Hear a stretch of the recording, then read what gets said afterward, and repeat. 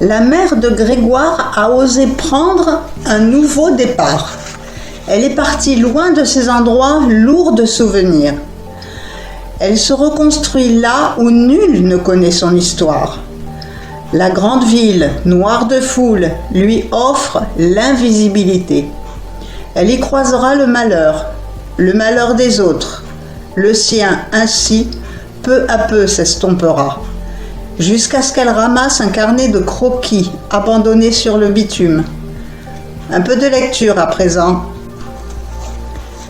Je compris, dès son premier dessin, dès ses premiers mots, le mal-être dont elle souffrait, celui d'une gamine au physique qu'elle jugeait ingrat, celui d'une adolescente qui faisait semblant d'être sans cesse joyeuse pour ne pas être seule, celui d'une fille capable de rire d'elle-même pour pouvoir être acceptée par une meute de jeunes loups aux dents acérées, mais de belle allure.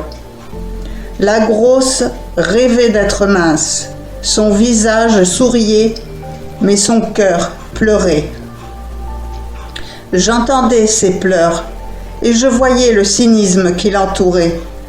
Elle voulait être autrement, elle voulait se voir jolie, tout simplement. Au deuxième feuillet, mon cœur s'est adouci et je me suis mise à espérer. Visiblement, la Faustine désœuvrée était tombée amoureuse et comble du comble, l'amour, elle le partageait avec celui qui ravissait son cœur. Elle n'était plus la bonne vieille grosse copine, mais la jeune fille épanouie qui se voyait belle dans le regard de celui qui l'aimait.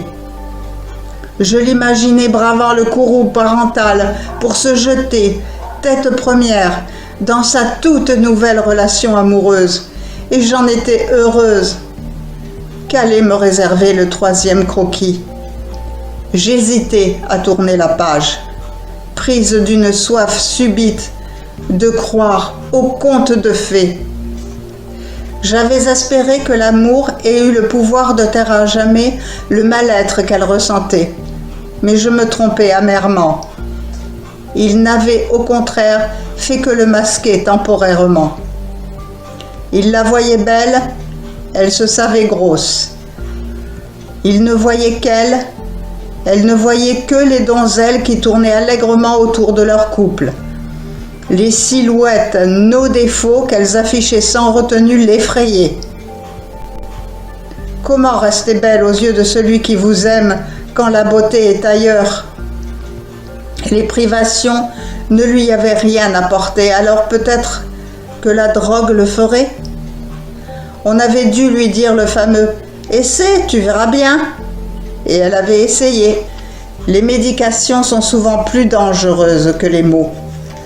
Faustine avait-elle pu s'arrêter à temps? Je reposai le cahier sur la table. Je refusais d'aller plus loin. La drogue m'avait pris, mon fils. Je voulais espérer qu'elle n'avait détruit que lui.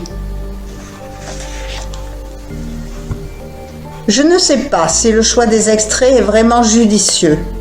Il est difficile pour celui qui écrit de dégager l'élément important d'une ribambelle de mots. Moi, ce que j'aimerais, c'est que vous vous posiez la question de savoir ce que vous penseriez si vous étiez à la place de la mère de Grégoire. Et oui, je sais, c'est toujours elle, c'est toujours et encore elle qui ressent ce que peut-être vous aussi vous ressentiriez. Allez, on continue. Plus que 3 vidéos et je vous fiche une paix royale.